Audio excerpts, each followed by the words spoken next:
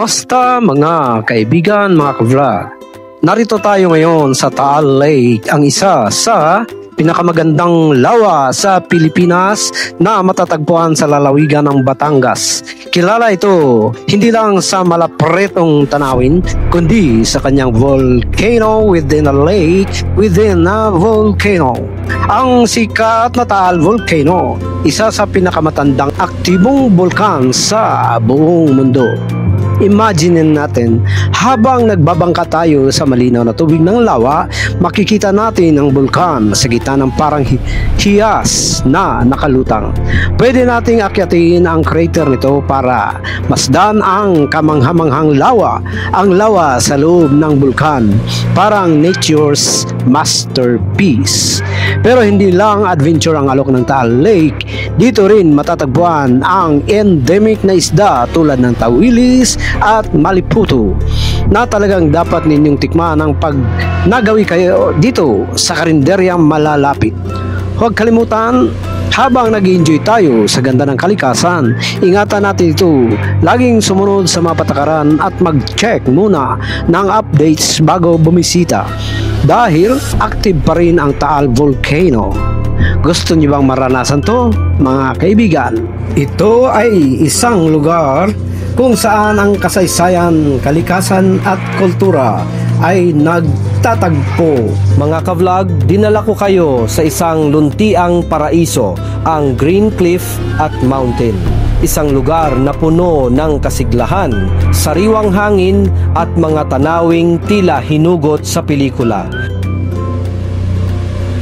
Tingnan nyo ang mga matatari na habangin na bumabalot sa luntiang damo at mga puno. Parang mga pader ng kalikasan na nagbabantay sa kagandahan ng lugar. Sa tuktok ng bundok, abot tanaw ang mga ulap at malawak na kapatagan. Tiyak na mapapalitaw ang wow sa inyong mga labi. Dito, pwedeng ninyong subukan ng hiking o simpleng magpiknik sa tabi ng mga batis na may malinaw na tubig. Pakinggan ninyo ang manghuni ng mga ibon at hagik-hip ng mga dahon at hangin. Tunay na therapy para sa kaluluwa. Pero huwag kalimutan, habang ina-appreciate natin ang ganda ng Green Cliff at Mountain, ingatan natin ang kalikasan. Iwasan ang pagkalat ng basura at respetuhin ang mga trail.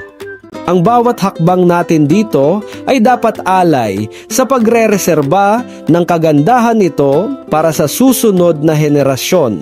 Mga kaibigan, ngayon, samahan nyo akong magmamasid sa mga bahay na nakatanim sa gitna ng kapatagan.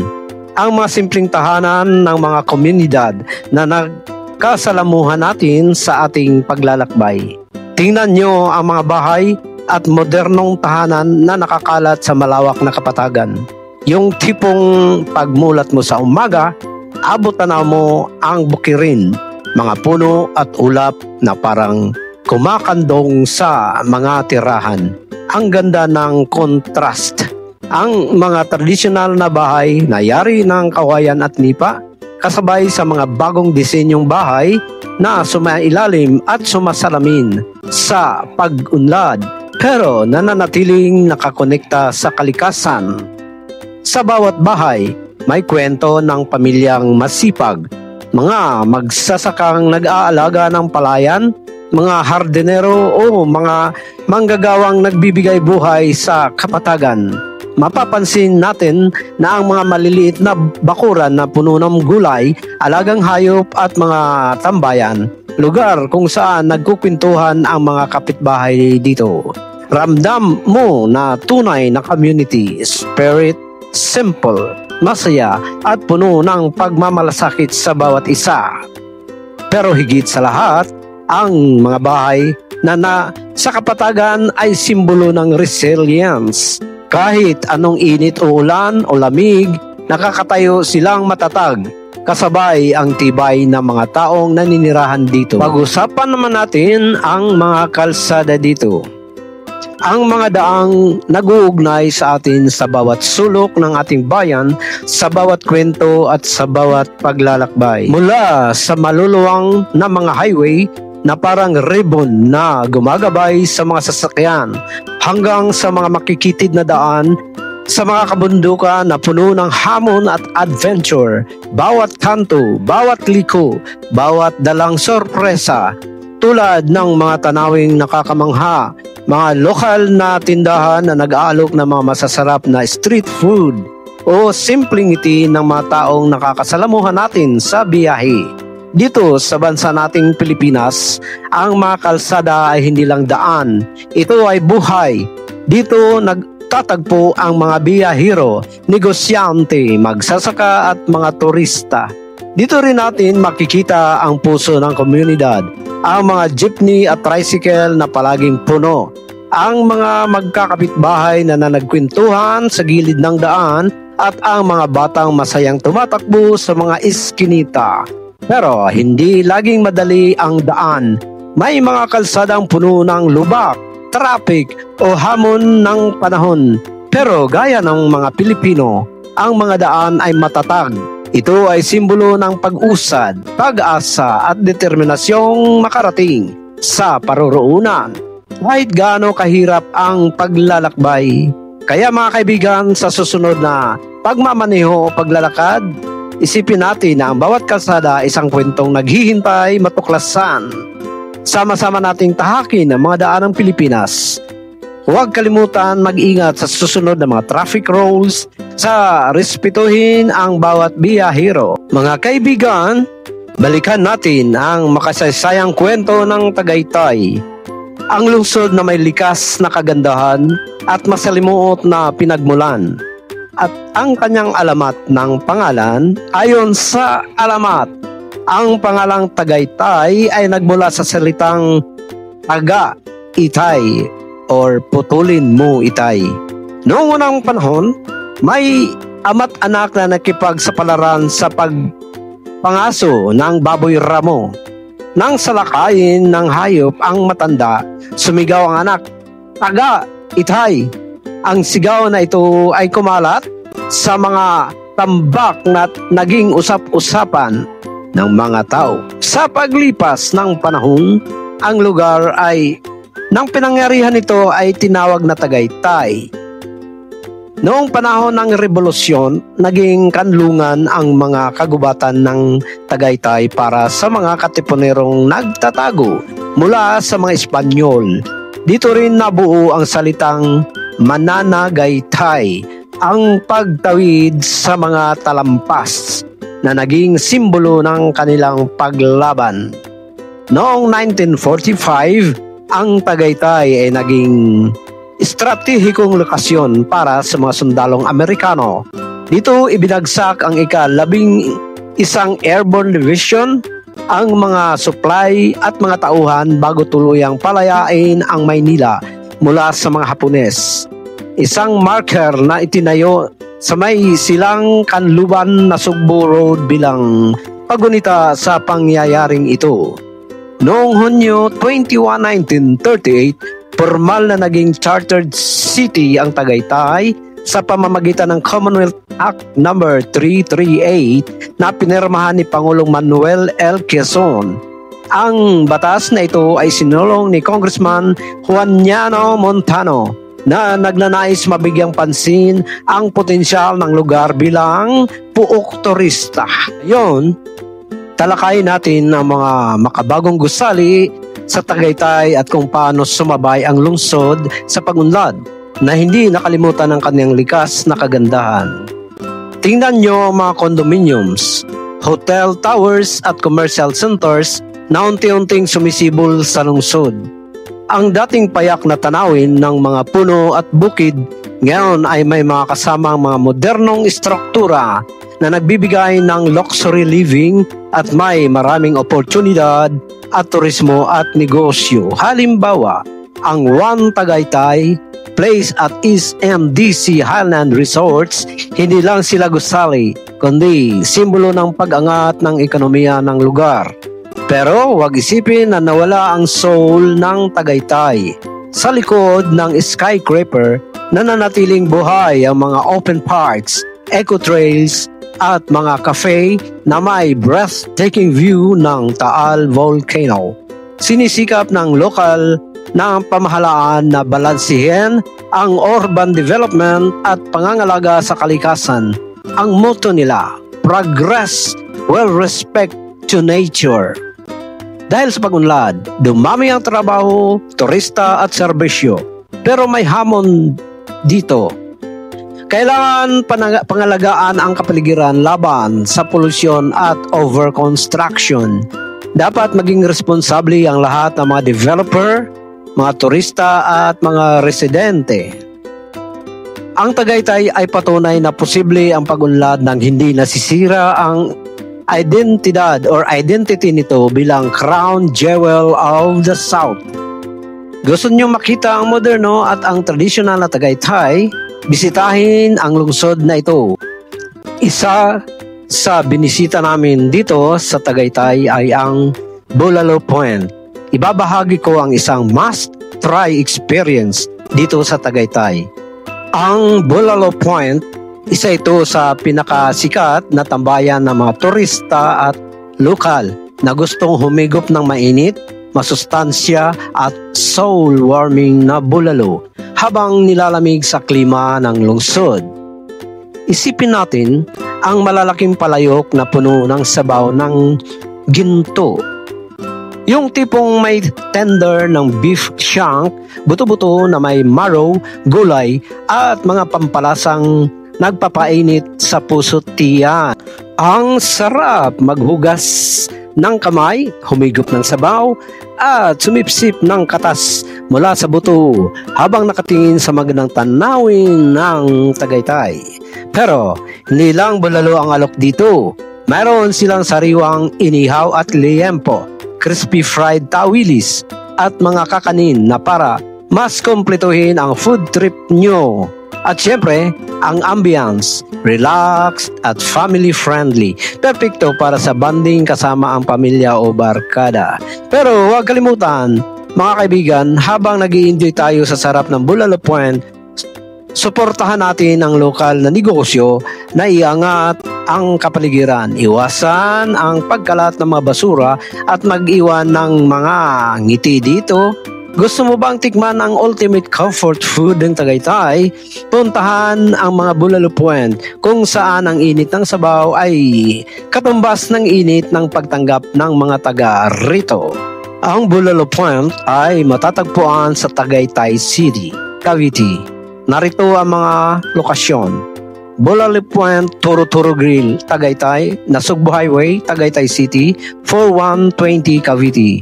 Bukas ito mula 7 a.m. hanggang 10 a.m. araw-araw. At sa Bulalo Point, Aguinaldo Highway, Tagaytay City. At sa Mahogany Market, matatagpuan sa Mahogany Avenue, Barangay Kaybagal South, Tagaytay City. Kilala ang lugar na ito dahil sa mga bulalo stalls o karinderya. E-House Grill, Bulalo Point, Tagaytay, Batangas, via Toy Road, Tagaytay City. Ang presyo ng pagkain sa Bulalo Point, batay sa general estimate sa kasalukuyang presyo ng mga sangkap at karni sa Tagaytay. Una ay yung bulalo or beef shank soup. Karaniwang naglalaro sa 350 hanggang 600 pesos kada serving. Depende sa laki at kasamang gulay. Ang presyo ng beef shank or kaldara ay nasa 430 hanggang 500 kada kilo sa mga palengke. Kaya ang paghahanda nito sa restaurant ay may karagdagang halaga. Ang sunod ay ang iba pang mga ulam. Ang inihaw na liempo nasa 250 hanggang 350. Ang fried tawilis ay nasa 150 hanggang 200 pesos. Ang sinigang na baboy ay nasa 300 hanggang sa 400 pesos. At ang mga dahilan ng pagkakaiba ng presyo dahil sa laki ng serving, good for 1 hanggang 3 persons. Yung view ng Taal Volcano, mas mataas ang presyo kung may scenic dining area at ang paggamit ng premium ingredients tulad ng organikong gulay o mas malaman na karne. Para sa tumpak na presyo na mas mainam na malaman, bisitahin ang kanilang Facebook page kung mayroon. Tumawag sa Bulalo Point Turo-Turo Grill, Tagaytay na Sugbo Highway o magtanong sa mga lokal na residente. Ang authentic na Bulalo experience sa Tagaytay ay sulit. Kahit medyo premium ang presyo, lalo na't kasama ang iconic view at lamig ng klima. Para sa mga nagbabalak na bumisita sa mga nasabing lugar, tingnan ang oras at mas mainam dumating ng maaga, lalo na kapag weekend, para iwas sa crowd at mabagal na serbisyo. At tungkol naman sa tira-tira na pagkain, pwede kayong mag-refill ng sabaw para dalhin pa uwi. At ang parisan, mag-order ng garlic rice o inihaw na liempo para mas kompleto ang experience. Kahit minsan mabagal ang serbisyo kapag punuan, sulit naman ang paghihintay dahil sa sarap ng pagkain at abot kayang presyo. 2 thumbs up para sa Bulalo Point. Ang Tagaytay ay hindi lang para sa malamig na klima. Dito rin matatagpuan ang mga food gems na nagpapainit sa ating puso at tiyan. At ang karagdagan pang mga impormasyon tungkol sa Bulalo Point at ang mga narito ay ilang dagdag na kaalaman para mas lalong ma-appreciate mo ang Bulalo Point sa Tagaytay. Una, bakit dapat puntahan ang Bulalo Point? Una, perfect sa malamig na panahon. Ang mainit at masustansyang sabaw ng bulalo ay ultimate comfort food kapag foggy o malamig sa Tagaytay, parang yakap sa tiyan. Pangalawa, local ingredients. Ang karne at gulay na ginagamit ay sariwa at galing sa mga local na supplier. Mas malasa ang sabaw dahil sa tamang timpla ng loya, paminta at mga sangkap. At ang pangatlo, budget-friendly para sa pamilya. Sulit ang presyo dahil malaki ang serving. Halimbawa, ang 600 pesos na bulalo ay kayang pakainin ang 3 hanggang 4 na tao. Tipid na, masaya pa. At ito ay ideal na oras ng pagbisita. Sa weekdays morning, 9 a.m. hanggang 11 a.m. Kunti lang ang tao. Kaya mabilis ang serbisyo at mas tahimik. At sa hapon bago lumubog ang araw, maganda ang ambience kapag golden hour, lalo na kung may partial view ng Taal Volcano. At tungkol naman sa parking at accessibility, may sapat na parking space sa tabi ng highway, pero umiwas sa peak hours, 12 p.m. hanggang 3 p.m. dahil punuan. Malapit din ito sa mga tourist spot gaya ng Sky Ranch at People's Park, kaya pwedeng isingit sa itinerary. Perfect food pairings. Bulalo plus crispy tawilis plus garlic rice, ang Holy Trinity ng Tagaytay Food Trip. At tungkol naman sa mga iba pang spot or establishment na popular na binibisita ng mga turista at mga lokal ay ang Sky Ranch dito sa Tagaytay. Pag-usapan natin ang Sky Ranch Tagaytay ito ay isang paboritong destinasyon para sa mga pamilya, magkaibigan at mga gustong mag-enjoy sa mix ng thrill at magagandang tanawin. Bakit dapat puntahan ang Sky Ranch? Una, dahil meron itong Sky Eye Ferris Wheel. Ang iconic na 63-meter Ferris wheel na ito ang pinakamataas sa buong Pilipinas. Habang nasa tuktok, abot tanaw mo ang Taal Volcano, ang buong Taal Volcano at mga bukirin. Perfect para sa mga romantic dates o family selfies. At ang thrilling rides. Para sa mga adventure junkie, subukan ng Super Viking para sa mga gustong sumigaw ng todo. At ang Loop Roller Coaster o ng roller coaster sa Tagaytay na may 360-degree loop. At ang Sky Cruiser, relaxing train ride para sa mga bata at chill na bonding. at ang magandang tanawin. Bukod sa rides, ang Skyruns ay picture perfect lalo na kapag sunset o gabi, kung saan nag-iilaw ang buong parke at ang ticket at presyo. Ang Ride All You Can promo ay nakahalaga ng 499 pesos sa weekdays at 599 pesos on weekends para sa 10 rides. Ang entrance fee ay 100 pesos. Pwedeng i-redeem bilang discount sa rides o pagkain.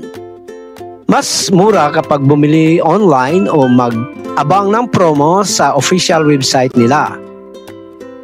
Ang address ng Skyruns ay sa kilometer 120 or 120 Tagaytay Nasugbu Highway, Tagaytay City.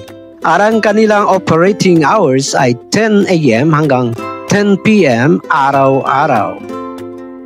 Kailangan dumating ng mas maaga. Iwasan ng matao na lugar, lalo na sa weekends. Best time is 10 a.m. hanggang 12 p.m. Magdala ng jacket. Kahit mainit ang rides, malamig pa rin ang klima sa gabi. At ang budget meal hack. Pwede kang magbaon ng tubig, pero bawal ang outside food sa labas ng parke. Maraming karinderya at cafe tulad ng Bololo Point para makatipid. Ang dagdag na aliw dito ay ang Carnival Games.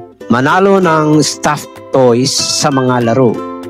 Sa night market, sa labas ng parke, may mga nagbebenta ng street food katulad ng isaw at kwek-kwek at mga souvenirs. Ang Skyruns Tagaytay ay hindi lang para sa thrill.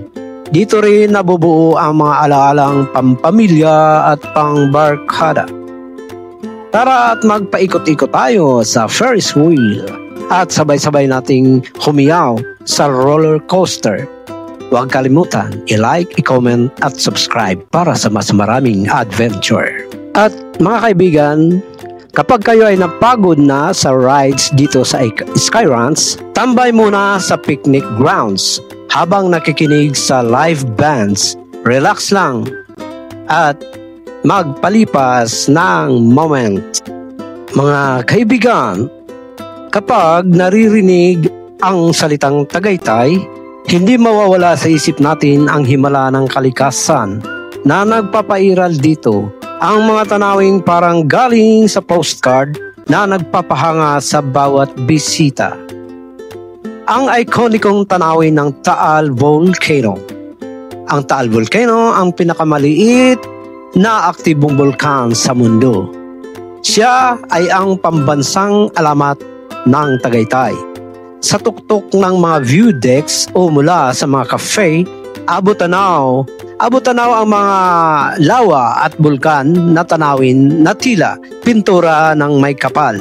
Lalo na itong nakakamangha kapag umaga habang bumabalot ang hamog sa paligid o sa takip silim kung saan naglalatag ng gintong liwanag sa kalangitan. At ang luntiang kabundukan at presko na klima. Ang Tagaytay ay binalot ng mga pine trees, bulaklak at malalawak na bukirin. Sa bawat pagliko ng kalsada, sasalubungin ka ng sariwang hangin at amoy ng damo.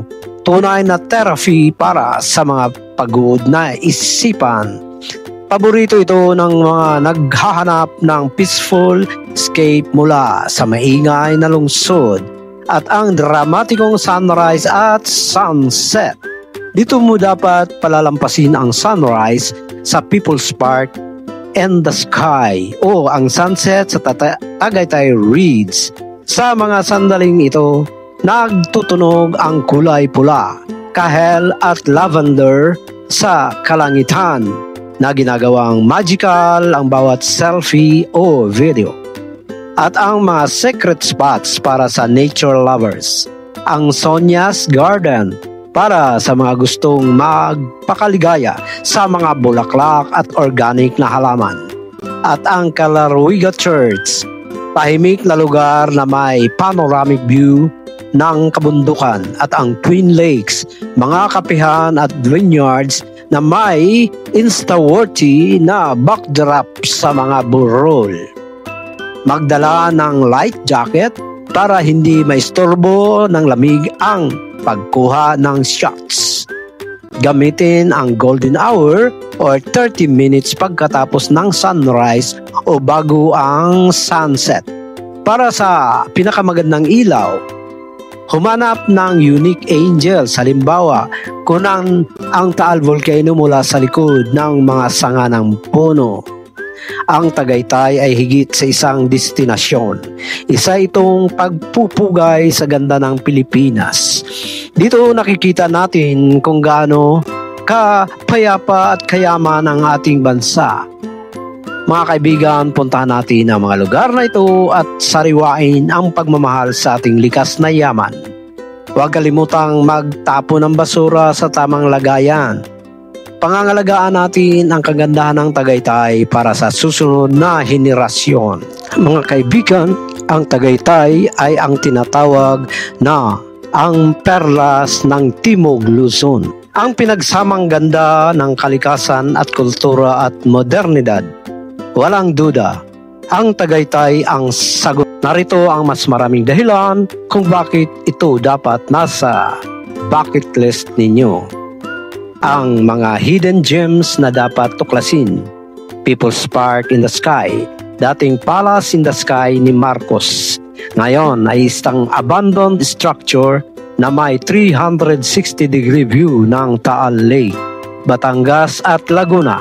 Perfect para sa mga mahilig mag-explore at kumuha ng mga aesthetic photos. At pangalawa ay ang Sonia's Garden. Isang enchanted garden na puno ng mga bulaklak, herbs at romantic pathways. Subukan ang kanilang famous salad buffet gamit ang mga gulay na galing sa kanilang organic farm at ang mahogany market.